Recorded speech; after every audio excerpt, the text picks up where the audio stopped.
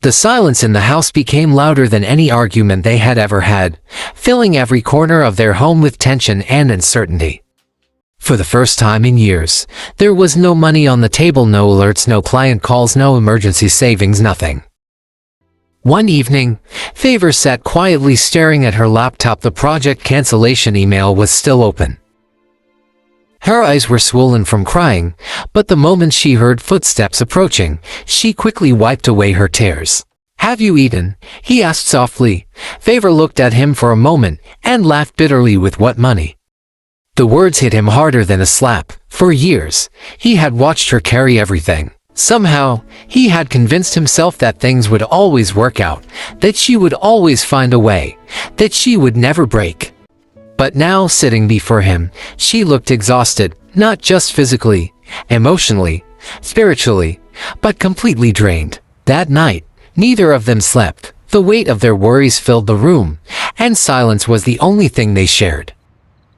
At 3 o'clock in the morning, the husband sat alone staring at the ceiling.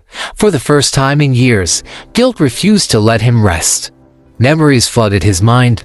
The day Favor paid the rent, the day she paid the hospital bill when their son was sick, the day she sold her jewelry to save the family.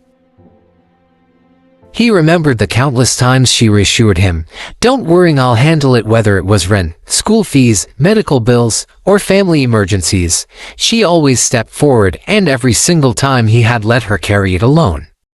By morning, he made a decision. He could no longer keep doing the bare minimum. Something had to change. For the first time in years, Daniel began pushing himself again. He updated his CV, reached out to old contacts, and started looking for better opportunities. Days turned into weeks. Some opportunities led nowhere, others ended in rejection.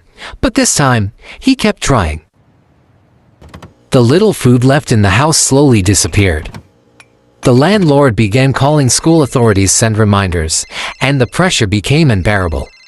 One evening, after another disappointing response, Daniel sat quietly by the roadside. For the first time in years, he faced a painful truth, not because he had failed, but because he finally understood what Favor had been carrying all these years.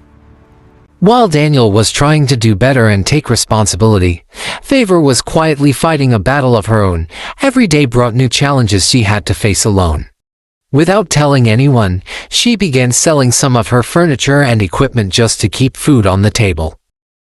Piece by piece, the things she had worked hard to buy over the years began to disappear, as she quietly sold them to keep food on the table and the family afloat. Every sale bought a little more time and helped keep the family afloat, but no matter how much she sacrificed, it was never enough. One evening, Favor returned home expecting to see the same routine she had seen for years, but something felt different. Daniel wasn't watching television, he wasn't sleeping, he wasn't scrolling through his phone. Instead, he was sitting at the dining table, helping with school assignments and taking on responsibilities he had once left entirely to Favor. The next day, she found him washing clothes, quietly taking on responsibilities he had once left entirely to her. The day after that, he prepared breakfast for the family, taking on small responsibilities that were once left entirely to Favor. They were small things, nothing dramatic, nothing extraordinary, but they were things he had never done before, and for the first time in years, Favor saw something she hadn't seen in a long time: real effort. Daniel knew he couldn't erase years of neglect overnight, but he also knew that things could not continue the way they had been.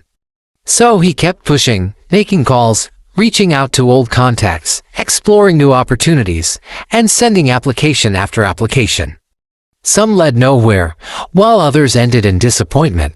But this time he refused to give up. Then one afternoon, his phone rang. An unknown number flashed across the screen. His heart nearly jumped out of his chest as he answered. A company had reviewed his application, and they wanted to invite him for an interview. For the first time in a long while, Daniel felt a spark of hope. For the first time in a very long time, hope entered the house again. The interview was scheduled for Monday morning, and Daniel knew this was more than just another opportunity. It was a chance to turn things around. Deep down, he knew it could change everything.